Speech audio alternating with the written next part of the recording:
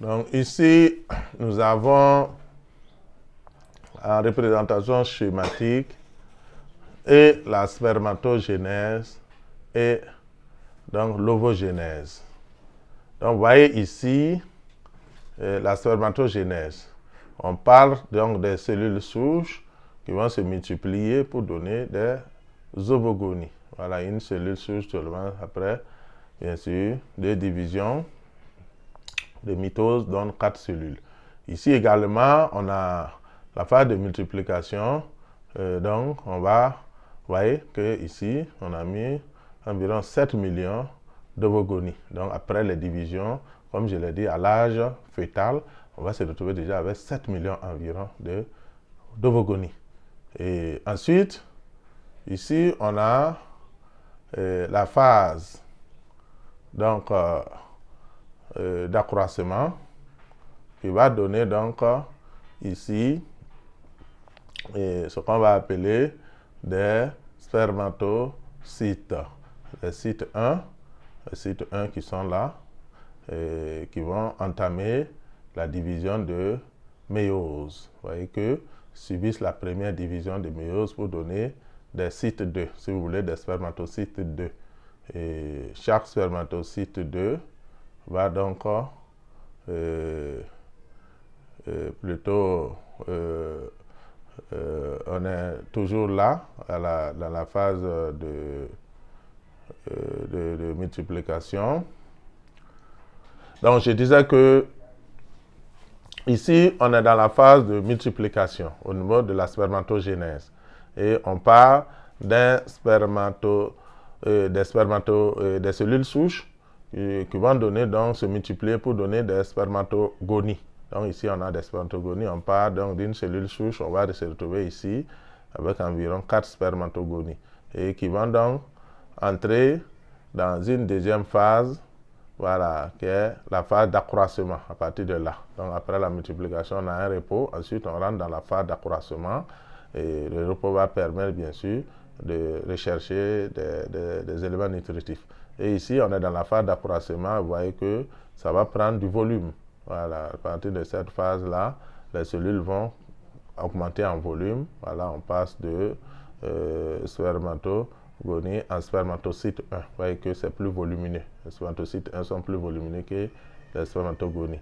Donc, à partir de là, on est dans la phase d'accroissement. Donc, on passe de spermatogonie à spermatocyte 1, qui sont plus volumineux.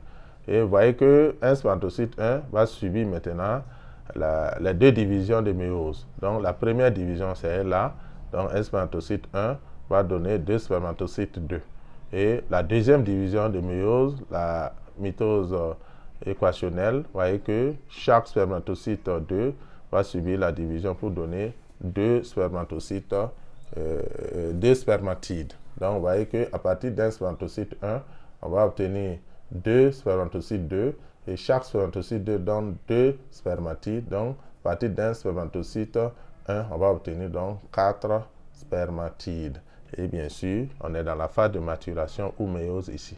Et après cette phase de maturation, nous avons donc nos 4 spermatides et chaque spermatide va subir une différenciation pour donner un spermatozoïde avec bien sûr la formation donc d'un acrosome, la réduction du cytoplasme et la mise en place d'une queue ou flagelle. Ouais, on va se retrouver donc avec 4 spermatozoïdes partant donc, j'allais dire, d'un seul spermatocyte 1. Donc maintenant chez la femme, on a la phase de multiplication ici. Et vous voyez que, comme je l'ai dit, c'est très précoce. Ça se fait de façon précoce à l'âge fœtal. Et vous voyez que après la phase de multiplication, on va se retrouver à peu près avec 6 à 7 millions d'ovogonies, donc au niveau des ovaires. Et ensuite, si nous prenons bien sûr des ovogonies, ils vont subir donc cette phase. Après donc les différentes étapes, comme je vous l'ai dit, il y a l'atrésie folliculaire, certains vont mourir et d'autres vont survivre. Et vous voyez que chez la jeune fille, on va se retrouver environ avec 200 000 à 400 000, voilà, qui sont au stade d'ovocyte 1 pour les uns et qui vont donc survivre. Et Et bon, si on prend au niveau folliculaire, ça va être au stade de follicules primordiaux, donc ces ovocytes 1 là. Donc ensuite, donc bien sûr, on a entamé en temps la phase donc de, j'allais dire, d'accroissement. Voilà, cette phase qui a permis de passage de spermatogonie et d'ovogonie plutôt, hein, on est au niveau de la femme, le passage d'ovogonie à ovocyte 1. Donc ces ovocytes 1 donc, qui vont donc bien sûr après maturation donner donc des ovogonies vont subir des maturations pour donner des ovocytes 1. Vous voyez que ça a considérablement augmenté en volume. Donc c'est pourquoi je disais que la phase donc d'accroissement est très importante dans l'ovogénèse. Donc vous voyez que ça a donné. Donc bien sûr, après toutes ces péripéties et mort de beaucoup donc d'ovogonies qui passent à peu près de 7 millions et à peu près de 200 à 400 000. Il y a beaucoup d'ovogonies qui sont morts. C'est pourquoi on parle d'atrésie folliculaire. Donc l'atrésie folliculaire, donc c'est cette mort programmée des ovogonies qui meurent en grand nombre. Ce qui fait que chez la jeune fille, bon, à peu près 7 ans, on va se retrouver avec ça. Mais vous voyez qu'avant même la puberté chez la jeune fille, on va se retrouver seulement avec quelques 400, voilà, 500 par ovaire. Donc le nombre est considérablement réduit. Donc ensuite, chaque ovocyte 1 va subir donc le phénomène de méiose normalement. Mais comme c'est interrompu, voilà, l'ovocyte 1 qui est là va subir la première division. Et cette première division va donner un ovocyte 2 qui est une grosse cellule. Quand vous comparez, vous voyez, une grosse cellule. Et un premier globule polaire qui est une petite cellule qui n'est même pas viable. Une petite cellule qui est appelée à disparaître. Donc on va se retrouver avec des ovocytes 2 donc bloqués en métaphase 2. Et ensuite,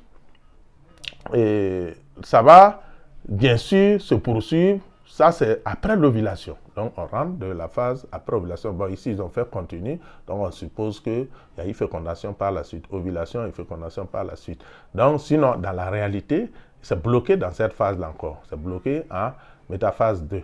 Et donc, s'il y a maintenant fécondation, un ovule va venir réveiller cet ovocyte, et un spermatozoïde plutôt va venir réveiller cet ovocyte 2.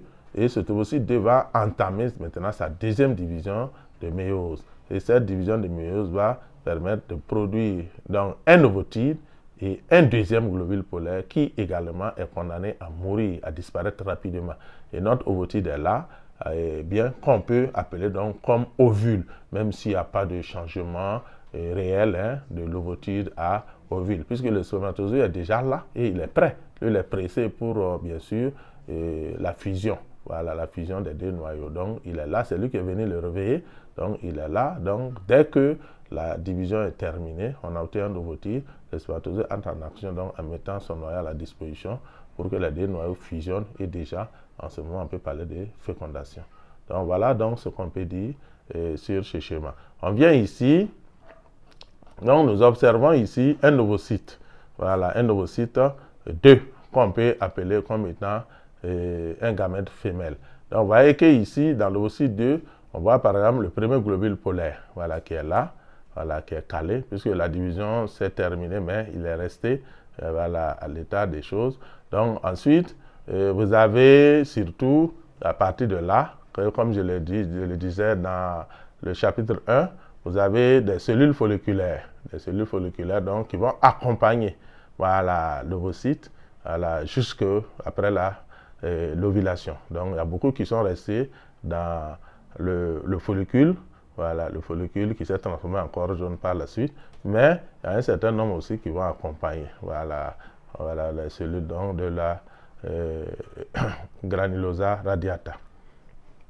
Donc, qui sont là et qui vont donc accompagner donc, les cellules. Vous avez ici, bien sûr, la zone pellucide. Voilà, cette zone dont je parlais, qui doit être franchie aussi par l'aide de l'acrosome, voilà, pour pouvoir mettre les deux noyaux voilà, côte à côte et pouvoir permettre la fusion. Donc, vous avez les cellules folliculaires, zone pellucide. Donc, vous avez le premier globule polaire qui est là. Voilà. Donc, qui bien sûr, chose, mais vous avez ici le noyau donc de l'ovocyte. Voilà, l'ovocyte 2 qui est bloqué bien sûr en métaphase 2. Donc bien sûr, on a la membrane plasmique, on a le granulosa, les granules corticaux également qui vont jouer un rôle important au cours de la fécondation. Et on a le cytoplasme qui est très riche en protéines, ce qu'on appelle le vitellus, qui va mettre ça au service et des spermatozoïdes après la fécondation pour nourrir les deux. Quand les deux vont devenir un, voilà, donc c'est le cytoplasme de l'ovocyte qui va leur donner à manger. Et cette nourriture-là, c'est le vitellus, ça vient de l'ovocyte 2. Donc c'est pas pour rien que l'ovocyte 2 est volumineux. Le volumineux pour garder la réserve. Donc pour son étranger qui va venir et qui va permettre donc de faire la fusion entre les deux, donc pour donner un œuf. Donc il faut que les deux mangent la période, surtout après fécondation jusqu'à la nidation. Donc pendant ce temps-là, s'il n'y a pas la nourriture, c'est pas sûr que l'œuf, la cellule œuf peut survivre. Donc la cellule œuf survit et a besoin d'énergie pour ses divisions de segmentation. Donc après la fécondation, cette énergie et cette nourriture donc est fournie par le vitellus qui est renfermé ici dans le cytoplasme donc, de l'ovocyte 2. Voilà donc ce qu'on pourrait dire à ce niveau. Donc ici, bon, on va revenir sur ça après. Voilà, donc c'est le processus de fécondation. Donc je pense que c'est bon comme explication. Voilà, merci bien pour votre attention.